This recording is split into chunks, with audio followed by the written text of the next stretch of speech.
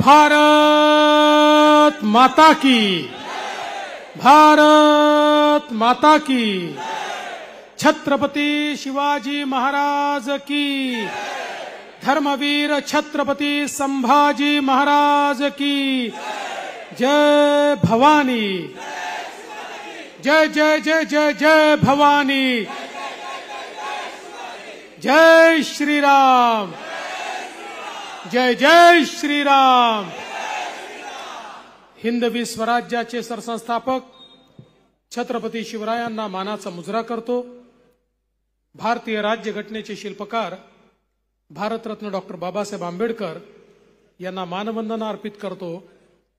आजच्या या प्रचंड मोठ्या सभेमध्ये मंचावर उपस्थित खऱ्या अर्थानं अलीकडच्या काळात त्यांना मुंबईचा शेरलॉक होम्स म्हणतात असे आमचे किरीट भाई,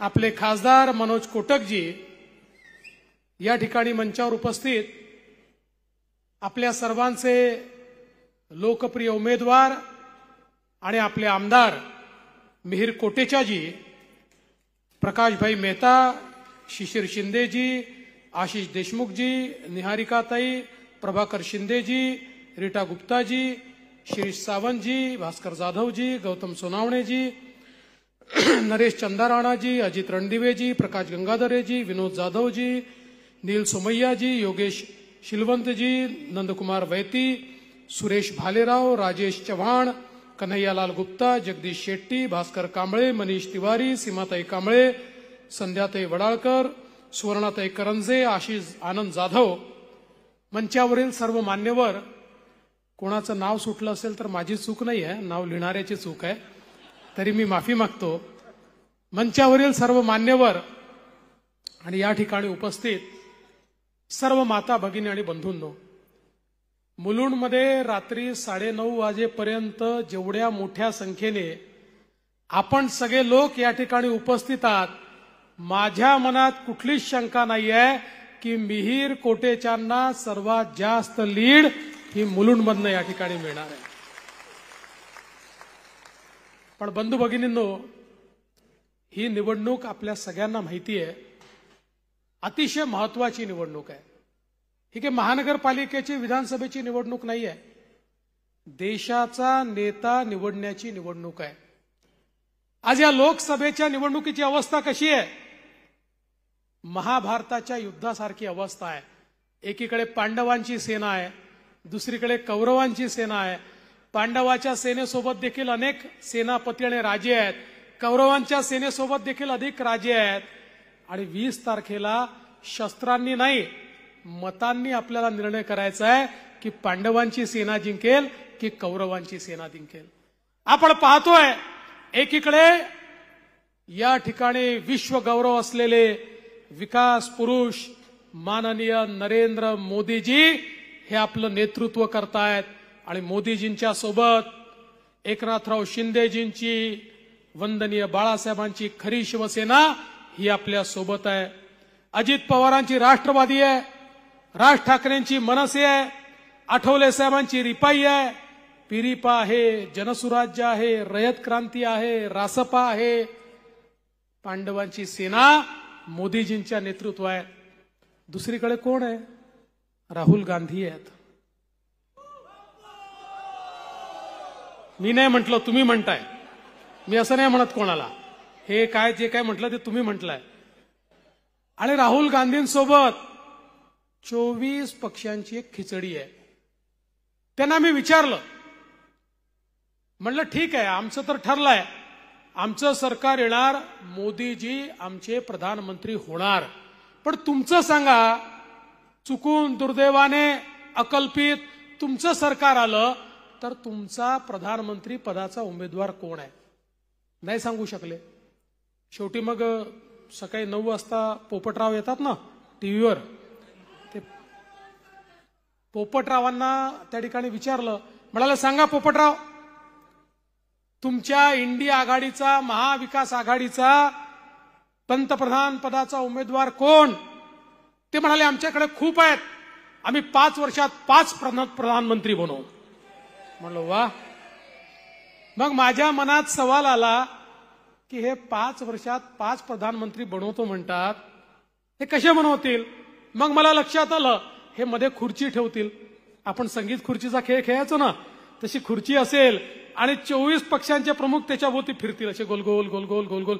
संगीत बंद झालं आणि जो पहिला बसला तो पहिल्या वर्षीचा प्रधानमंत्री, जो दुसरा बसला तो दुसऱ्या वर्षीचा प्रधानमंत्री, जो तिसरा बसला तो तिसऱ्या वर्षीचा प्रधानमंत्री.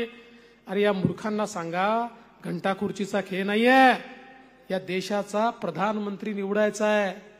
या देशामध्ये जो परिवर्तन करू शकतो, या देशाला जो सुरक्षितता देऊ शकतो, या देशामध्ये खऱ्या अर्थानं जनसामान्यांच्या आशा आकांक्षा आणि अपेक्षा जो पूर्ण करू शकतो, असा प्रधानमंत्री आपल्याला निवडायचा आहे. आणि बंधू भगिनींनो, तुम्ही सांगा, असा प्रधानमंत्री कोण बनू शकतो? कोण आहे असा? सांगा, कोण आहे?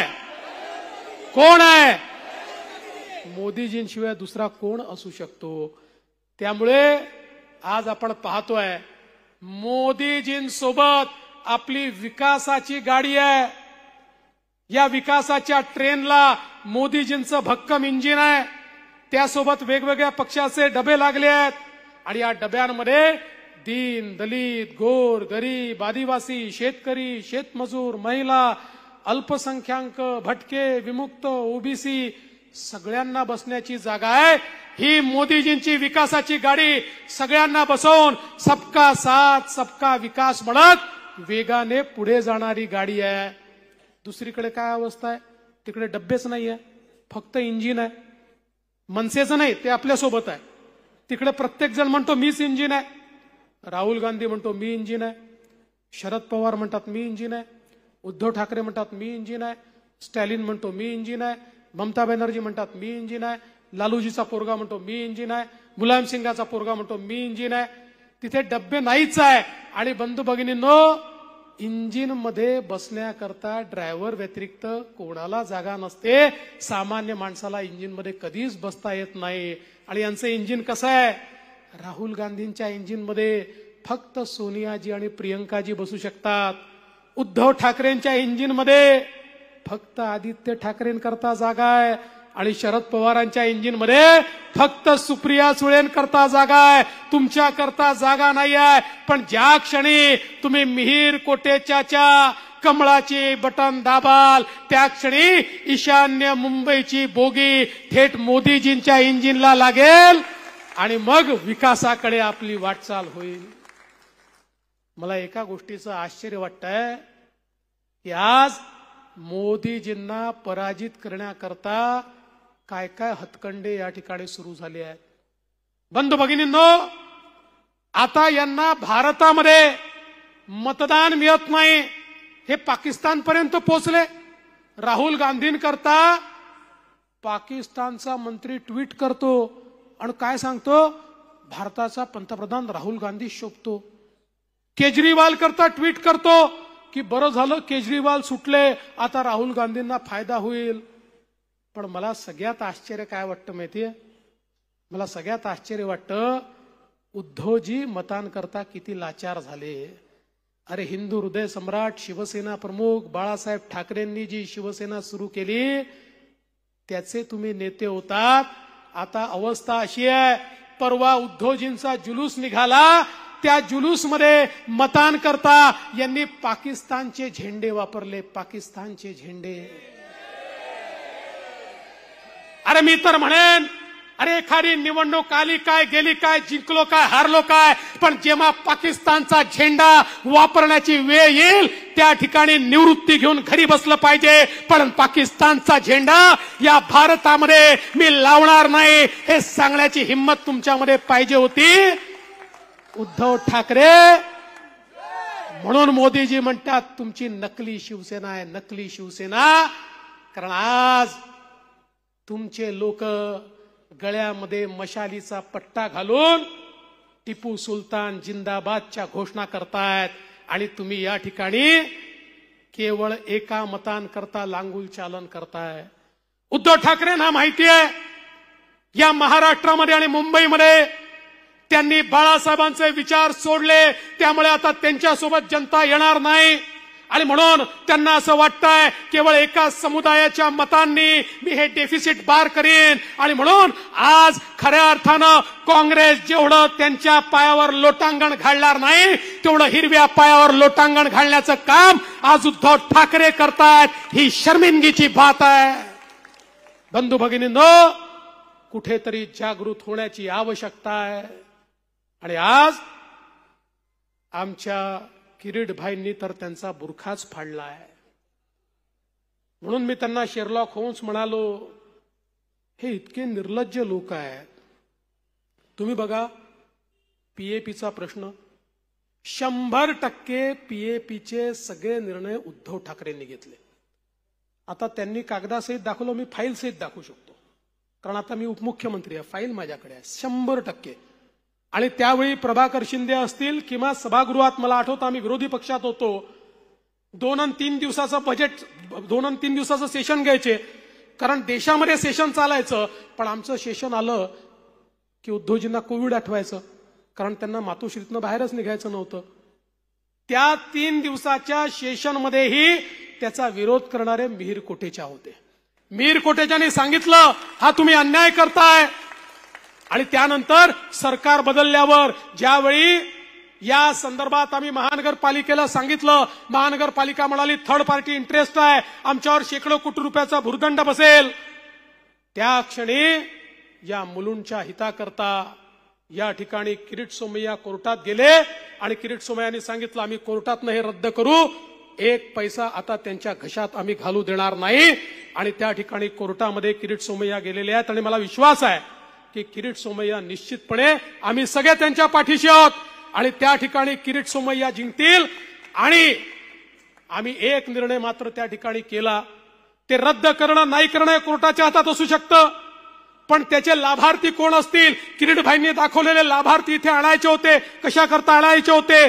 जो मुलुंड वर्षानुवर्ष भारतीय जनता पक्षाचा महायुतीचा बालेकिल्ला आहे, तो बालेकिल्ला यांना तोडायचा होता। आणि म्हणून या ठिकाणी यांना लोकसंख्या अशी आणायची होती की जी लोकसंख्या केवळ यांना त्या ठिकाणी मतं देईल। आम्ही निर्णय केला, कोर्टाचा निर्णय होत राहील, पण या ठिकाणी बाहेरचा एकही माणूस येऊ देणार नाही। आणि तसा निर्णय हा लेखी मुख्यमंत्र्यांच्या माझ्या सहीने झालेला आहे। बाहेरचा एकही माणूस या ठिकाणी येऊ दिला जाणार नाही। पण बंधू भगिनींनो, हे किती निर्लज्ज आहेत। सगळं करून हेच लोक इथे येऊन वर नाक वर काढून भाषण देतात। अरे बेशर्मांनो, नाही जनाची तर मनाची तर ठेवा। राजकारणामध्ये अलीकडच्या काळात किरीट सोमय्या सारखे लोक रोज कागद घेऊन फिरतात, तुमचं खोटं रोज पकडलं जातं, पण यांना चिंता नाहीये। आणि मी त्या दिवशी सांगितलं होतं, ज्या दिवशी हे होर्डिंग पडलं आणि निष्पाप लोकांचा जीव गेला, मी त्या दिवशी सांगितलं होतं, हा मालक या होर्डिंगचा कुठल्याही बिळात लपला असेल तरी माझे पोलीस त्याला शोधून काढतील। आणि आज शोधून काढलंय आणि आता त्यांचा पर्दाफाश झालेला आहे। सगळ्या परवानग्या आणि बेकायदेशीर परवानग्या त्या ठिकाणी उद्धव ठाकरेजींच्या सरकारने दिलेल्या आहेत। आणि बंधू भगिनींनो, 140x120 होर्डिंग, कुठल्याही नियम नाही, कुठल्याही परवानग्या नाही, थेट त्या ठिकाणी लावलं आणि त्याला तुम्ही लीज देता, त्याला तुम्ही सगळ्या मान्यता देता। आज खऱ्या अर्थानं हा ऍक्सिडेंट नाही आहे, याला ऍक्सिडेंट नाही म्हणतायत। एक प्रकारे या लोकांचा खून हा त्यावेळच्या सरकारच्या आशीर्वादाने झालाय। आणि म्हणून तुला शब्द देतो, कुठल्याही परिस्थितीत हे जे 16 लोक या ठिकाणी गेले आहेत, यांचं जीवन वाया जाऊ देणार नाही, ऍक्सिडेंट म्हणून त्याला सुटू देणार नाही। त्याच्यावर सदोष मनुष्यवधाचा गुन्हा हा त्या ठिकाणी आम्ही साबित करू आणि त्याला त्याची शिक्षा भोगावी लागेल। लोकांचं जीवन उद्धव ठाकरेंना स्वस्त वाटत असेल, आम्हाला वाटत नाही। अरे बंधू भगिनींनो, फरक बघा। एकीकडे कोविडच्या काळामध्ये देशाचे प्रधानमंत्री 24 तास काम करत होते, देशाचे प्रधानमंत्री चिंता करत होते। अवस्था अशी होती, जगातले लोक म्हणायचे की या भारतामध्ये 40-50 कोटी लोक तरी या ठिकाणी मरतील, कारण भारतामध्ये पॉप्युलेशन डेन्सिटी जास्त आहे. आणि त्यावेळी केवळ 4 देश जगातले कोविडची लस तयार करू शकले. त्या देशांना वाटायचं आपल्या पुढे भारत हात पसरेल, आम्हाला लस द्या, आम्हाला वॅक्सिन द्या. पण देशाच्या प्रधानमंत्र्याला, द्रष्ट्या प्रधानमंत्र्याला माहिती होतं त्या देशाकडे हात पसरले तरी जुना अनुभव होता. जुन्या काळात जेव्हा जेव्हा महामारी जगात आली, भारताला किमान 30 वर्षांनी वॅक्सिन मिळाली. जगाने वॅक्सिन 1 वर्षात तयार केली, पण भारताला 30 वर्ष उशिरा मिळाली. मोदीजींना माहिती होतं हे सांगतील हो तुम्हाला देतो, पैसे जमा करा, पण आधी आमच्या लोकांना वॅक्सिन देतो, मग तुम्हाला वॅक्सिन देतो. माझ्या लोकांना मी वाचवू शकणार नाही. मोदीजींनी देशातले शास्त्रज्ञ, फार्मसी कंपन्या, फार्मास्युटिकल कंपन्या सगळ्यांना एकत्रित केलं. त्यांना सांगितलं तुम्हाला काय पाहिजे ते मी देतो. त्यांनी सांगितलं आमची कॅपॅसिटी आम्ही तयार करू शकतो, पण जे रॉ मटेरियल आहे ते भारतामध्ये नाही आहे, ते जगातल्या वेगवेगळ्या देशांमध्ये आहे. मोदीजींनी सांगितलं काळजी करू नका. मोदीजींनी जे काही संबंध प्रस्थापित केले होते त्या देशांना सांगितलं तुम्हाला ऑक्सिक्लोरोक्विन पाहिजे आहे, मी ते द्यायला तयार आहे, तुम्हाला पाहिजे तेवढं मी देतो, तुम्ही मला रॉ मटेरियल द्या. या ठिकाणी या देशात रॉ मटेरियल आणलं, या ठिकाणी रिसोर्सेस दिले, आणि आपला भारत जगातला 5वा देश झाला ज्यांनी स्वतःचं वॅक्सिन त्या ठिकाणी तयार केलं. 140 कोटी भारतीयांना हे वॅक्सिन मोदीजींनी विनामूल्य, विना शुल्क त्या ठिकाणी उपलब्ध करून दिलं. आज आपण सगळे लोक या ठिकाणी आहोत. मगाशी मीरबाई सांगत होते, मला आठवतं त्या काळामध्ये त्यांनी लावलेले कॅम्प्स मी स्वतः बघितले. त्यांनी जी पद्धती घेतली होती त्यांच्याकडनं घेऊन माझ्याही मतदारसंघात त्या पद्धतीने मी लोकांचं वॅक्सिनेशन केलं. पण बंधू भगिनींनो, 140 कोटी लोकांचं वॅक्सिनेशन मोदीजींनी केलं. ते जर केलं नसतं तर आज आपण कुठे असतो याचा विचार आपण करा. बंधू भगिनींनो, केवळ भारतच नाही, मी मॉरिशसला गेलो होतो. तिथल्या मराठी लोकांनी छत्रपती शिवरायांच्या पुतळ्याचं अनावरण ठेवलं होतं. अनावरण केलं आणि मॉरिशसच्या राष्ट्रपतींना भेटायला गेलो. आफ्रिकन ओरिजिनचे राष्ट्रपती होते. ते म्हणाले मिस्टर फडणवीस तुम्ही माझे धन्यवाद नरेंद्र मोदींना द्या. म्हटलं कशाबद्दल धन्यवाद? म्हणाले कोविडच्या काळामध्ये मोदीजींनी आम्हाला वॅक्सिन दिली म्हणून माझा मॉरिशस जिवंत आहे, नाही तर माझा मॉरिशस बेचिराख झाला असता. बंधू भगिनींनो, असे सांगणारे जगामध्ये 100 देश आहेत. 100 देश जे म्हणतात आमचा जागतिक नेता कोणी असेल तर तो नरेंद्र मोदी आहे, असे सांगणारे 100 देश आहे. आणि कोविड नंतर जगाच्या पाठीवर मंदी आली, महागाई वाढली, पण एक भारत देश आहे ज्या भारतामध्ये मोदीजींनी अशी लिडरशिप दिली. 20 लाख कोटीचं आत्मनिर्भर पॅकेज दिलं, आमच्या एसएमईला त्या ठिकाणी जिवंत ठेवलं. आणि म्हणून कोविड नंतर जगाच्या सगळ्या अर्थव्यवस्थांमध्ये रेसिशन आलं, पण जगामध्ये सर्वात वेगानं विकसित होणारी अर्थव्यवस्था आजही भारताची आहे. हे नरेंद्र मोदींनी करून दाखवलं. एकीकडे नरेंद्र मोदींचा पुरुषार्थ आणि दुसरीकडे महाराष्ट्रात काय होत होतं? माझं कुटुंब माझी जबाबदारी, तुमचं कुटुंब मोदींची जबाबदारी. तुम्ही कोमट पाणी प्या आणि खुश रहा. बंधू भगिनींनो, महाराष्ट्राचे मुख्यमंत्री बाहेरच पडले नाहीत.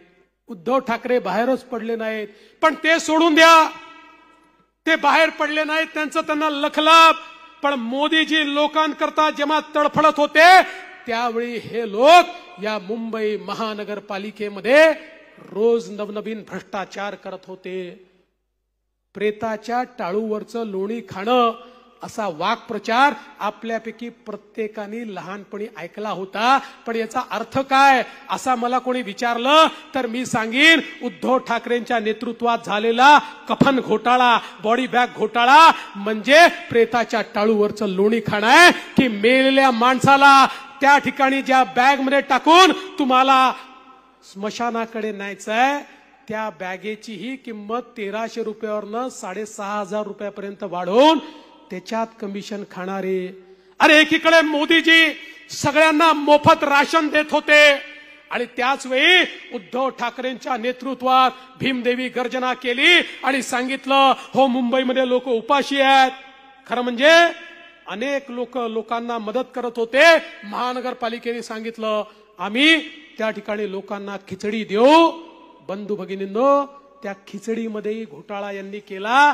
अरे काय 200-300 ग्रॅम खिचडी द्यायची होती, त्यातली 100 ग्रॅम खिचडी यांनी खाल्ली आणि त्याच्यावर कमिशन खाल्लं ते वेगळं. खऱ्या अर्थानं यांचा उल्लेख करायचा असेल, हे कफन चोर आहेत, हे खिचडी चोर आहेत. हे असे कफन चोर आणि खिचडी चोर आज तुमच्या समोर वोट मागण्याकरता येत आहेत. एक एक घोटाळा आता जो किरीटबाईंनी दाखवला, दोघांमधला फरक तुमच्या समोर आहे. मोदीजींनी कोविडमध्ये इतकं काम केलं, सगळ्या गोष्टी मोदीजींनी दिल्या. वॅक्सिन मोदीजींनी दिलं, ऑक्सिजन मोदीजींनी दिलं, औषधं मोदीजींनी दिले, राशन मोदीजींनी दिलं. पण 1 रुपयाचा घोटाळा होऊ शकला नाही. मास्क मोदीजींनी दिले, त्या ठिकाणी सगळ्या गोष्टी मोदीजींनी दिल्या. 1 पैशाचा घोटाळा होऊ शकला नाही. आणि या नालायकांनी कोविडमध्येही आपले खिशे भरण्याचं काम केलं. आणि म्हणून तुम्हाला विनंती करतो, या लोकांना जाब विचारण्याची हीच वेळ आहे. बंधू भगिनींनो, रोज खोटं बोलायचं. खऱ्या अर्थानं किरीटबाईंनी त्यांना एक्सपोज केलंय. आता धारावीच्या संदर्भात मुलुंड पूर्वमध्ये येणार. पण किरीटबाईंनी आता ते सगळं आपल्या समोर मांडलं असल्यामुळे मी पुन्हा सांगणार नाही. एवढंच सांगतो, यांना केवळ खोटं बोलता येतं. खोटं बोला आणि रेटून बोला, यांना लाज वाटत नाही. पण तुम्हाला मात्र या निवडणुकीमध्ये यांना यांची जागा दाखवायची आहे. ही साधी निवडणूक नाहीये, देशाचा फैसला करणारी निवडणूक आहे. आम्हाला कशा प्रकारचं सरकार पाहिजे त्याचा फैसला करणारी निवडणूक आहे. बंधू भगिनींनो, तुम्ही आठवा तो काळ, ज्या काळामध्ये रोज मुंबईमध्ये बॉम्बस्फोट व्हायचे, पुण्यात व्हायचे, काशीला व्हायचे, हैदराबादला व्हायचे, बंगलोरला व्हायचे. या देशामध्ये मुंबईचा बॉम्बस्फोट झाला, काय केलं आमच्या प्रधानमंत्र्यांनी? त्याचा निषेध केला. पुन्हा बॉम्बस्फोट झाला, मग त्यांनी तीव्र निषेध केला. मग पुण्यात बॉम्बस्फोट झाला, मग त्यांनी अतितीव्र निषेध केला. मग पुन्हा कसाबने येऊन इथे गोळीबारी केली आणि 10 आतंकवाद्यांनी मुंबईला जेरीस आणलं. तर आमचे प्रधानमंत्र्यांनी काय केलं? कागदपत्र घेऊन अमेरिकेला गेले आणि म्हणाले बघा बघा, हे आमच्या जो पुरावे आहेत, पाकिस्तान आमच्याकडे बॉम्बस्फोट करतोय, तुम्ही या आणि त्यांना रागवा. म्हणजे एखाद्या शाळेमध्ये खंडूनी बंडूला मारल्यानंतर खंडू त्या ठिकाणी, बंडू त्या ठिकाणी मास्तराकडे जातो आणि सांगतो खंडूला रागवा. अरे 140 कोटीचा देश आहे, त्याचे तुम्ही प्रधानमंत्री आहे, रोज तुमच्याकडे बॉम्बस्फोट होत आहेत, तुमच्यात हिंमत नाही आहे. बंधू भगिनींनो, कारण तुम्हाला लांगुल चालन करायचं आहे, तुम्हाला मतांची लाचारी करायची आहे. मोदीजी या देशाचे प्रधानमंत्री झाले, पाकिस्तानला माहिती नव्हतं मोदी काय चीज आहे. त्यांनी उरी आणि पुलवामामध्ये आमच्या जवानांना शहीद केलं. अरे या व्यक्तीचं नाव नरेंद्र मोदी होतं. पाकिस्तानमध्ये घुसून त्या ठिकाणी सर्जिकल स्ट्राईक आणि एअर स्ट्राईक करून मोदीजींनी आतंकवाद्यांना मारलं. माझा सवाल आहे, 2019 नंतर पाकिस्तानच्या बापाची तरी हिंमत झाली का भारतामध्ये एक तरी बॉम्बस्फोट करण्याची? पाकिस्तानला माहिती आहे, अरे माझा बाप नवी दिल्लीला बसलाय, आता ऐकणारा भारत नाही आहे, घुसणारा भारत आहे. त्याच्या बापाची हिंमत नाही. भारतामध्ये 370 कलम रद्द झालं. हे सगळे रुदाली सारखे रडत होते, रोज सांगत होते खून की नदिया बहेगी, खून की नदिया बहेगी. अरे कोणाच्या बापाची हिंमत झाली नाही एक दगड फेकण्याची. आज काश्मीरमध्ये जाऊन पहा, 2 कोटी पर्यटक काश्मीरमध्ये चालले आहेत आणि त्या काश्मीरमध्ये माझ्या भारताचा तिरंगा झेंडा लहरवतोय.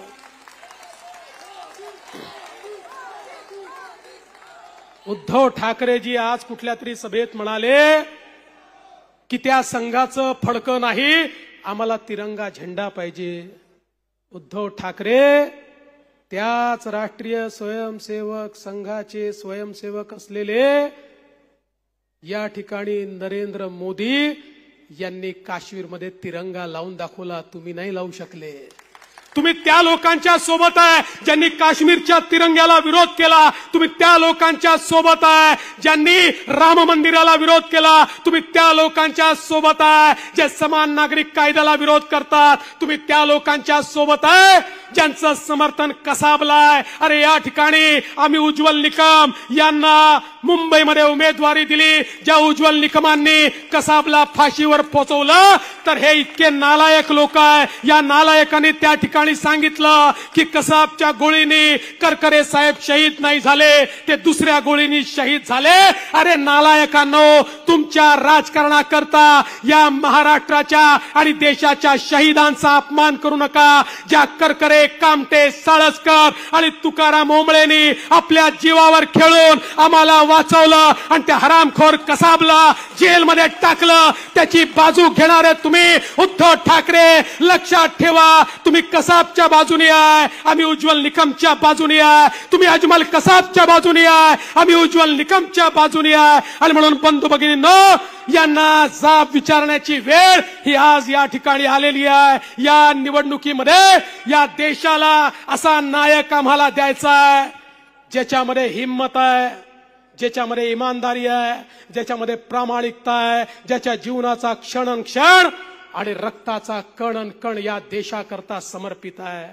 आणि म्हणून तुम्हाला विनंती करण्याकरता आलो आहे, मिहीर कोटेच्या कमळाची बटन ज्यावेळेस आपण दाबू त्यावेळेस ते मत हे मिहीर कोटेच्याला मिळेल, पण तुमचा आशीर्वाद नरेंद्र मोदीजींना मिळेल. त्यामुळे येत्या 20 तारखेला मोदीजींना आशीर्वाद देण्याकरता आपण सगळे सज्ज रहा. बंधू भगिनींनो, मी एवढंच तुम्हाला सांगतो. खरं म्हणजे माझ्याकडे वेळ कमी आहे, किती मिनिटं आहे पाहून घेतो, शेवटचं एक बोलून घेतो. वेळ आहे 5 मिनिटं माझ्याकडे. बंधू भगिनींनो, या ठिकाणी या महाराष्ट्राला पुढे नेण्याचं काम आम्ही करतोय.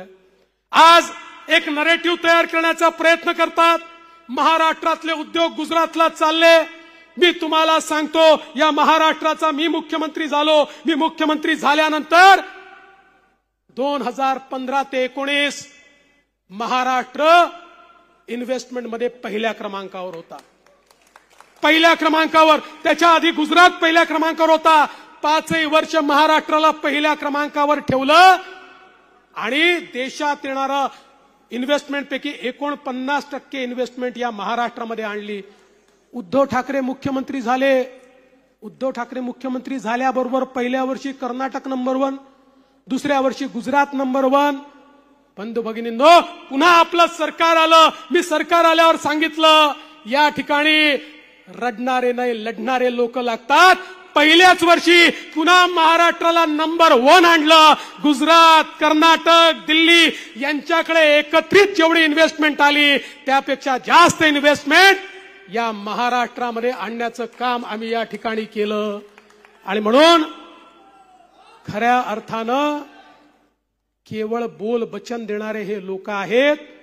आता यांना यांची जागा दाखवून देण्याकरता येत्या 20 तारखेला तुमचे आशीर्वाद हे आमच्या पाठीशी, महायुतीच्या पाठीशी असू द्या, एवढीच विनंती करतो आणि माझं बोलणं या ठिकाणी संपवतो. धन्यवाद. जय हिंद, जय महाराष्ट्र.